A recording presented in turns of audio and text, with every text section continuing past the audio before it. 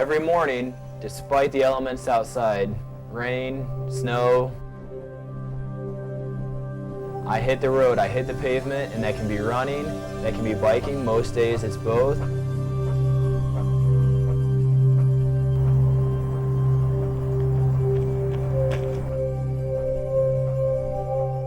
And the reason I do it is because this is my calling.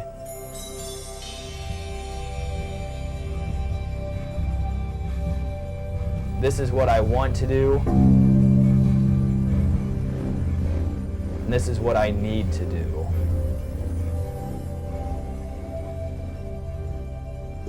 So the question at hand is, how does one fight the good fight?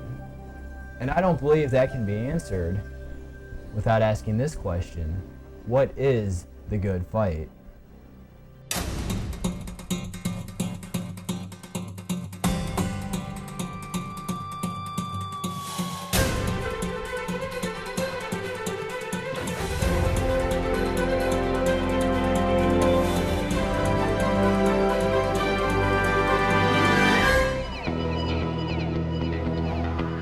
I don't know what the fight is. You don't know what the fight is. I don't think any of us truly know what the fight is. When we're in a situation that's full of ambiguity, the only way to be ready is to be prepared. And how do you prepare for a fight of any kind? You got to train your body and your mind together as one. Now, the way I train my body, I use a balanced approach to it. I have a heavy routine that involves cardiovascular activity, with the staple of that being running every morning. That goes to show the discipline and dedication required to prepare for anything later on in life. Aside from that, I regularly bike ride. So I take the cardiovascular training, I balance that with strength training.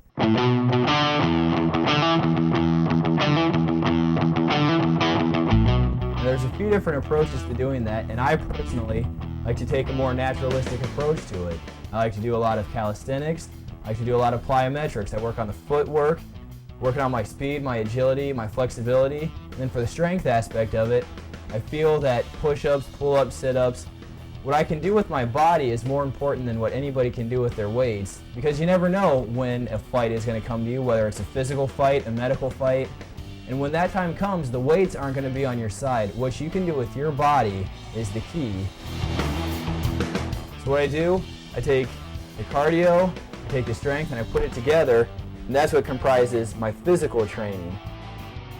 Now, the most important part of preparation that is so overlooked in our society is training of the mind. And how do I do that? How can that be done in this day and age?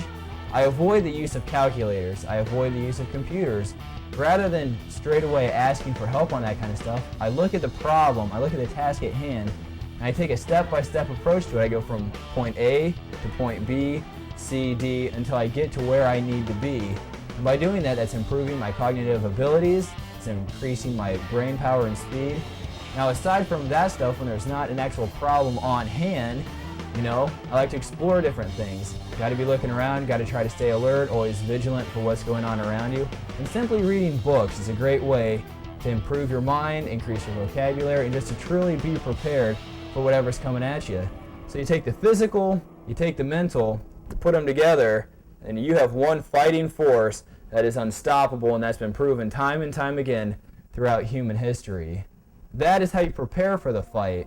I have not been faced with my own fight yet, so in order to better prepare, aside from that already mentioned, I like to fight the fight for other people. And how do I do that, you might ask? I participate in events such as the Pelotonia Ride for Cancer. Good morning, we're coming to you live here from the start of the Pelotonia. The approximate number of riders came out to be a total of 2,200. And with me this morning, carrying my bike around, is Mom here. Earlier I forgot my pass that you see right here. And Mom had to go back and run for it. I participate in events such as the Tour de Cure for diabetes. I participate in Relays for Life. I work with the American Cancer Society.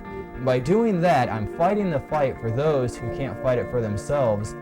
They could be medically debilitated, they could just be in a position where they can't do it, or worse yet, those people may have already lost their fight. I I just completed day 1, and it was great. I'm hurting quite badly.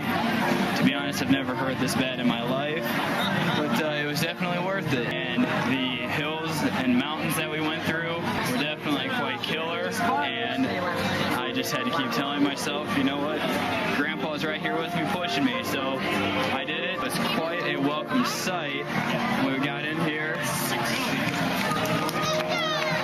It was good to hear the clapping. It was great to see that thing. It was really good. With everything we have going on in this world today, it'd be great if we could find ourselves in a point where diseases are no longer taking people down. And that's why I've made it my personal goal to fight as many fights for as many people as possible.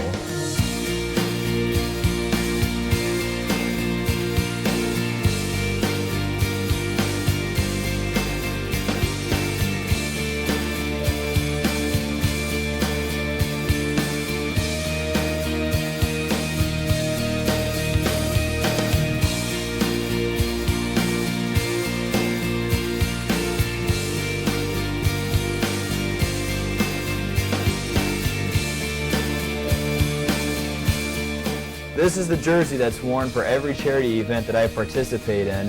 And these 5 people were incredibly influential in mine and in the lives of many other people.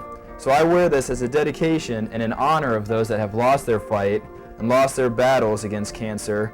And I do wear this in hopes that one day we'll be able to find a cure, and that we'll be able to get this done together so there's not going to be any more pain and suffering. And those people that have already been influenced or affected by the efforts of the thousands of volunteers worldwide, they'll say it does make a difference, and they'll say that it has changed and improved their lives. So whatever challenges are faced in front of me, I know that I'm prepared, and I know that I've helped, I've fought, and I try to combine all that together, so when the fight comes to me, I'll be ready to take the fight straight back to it.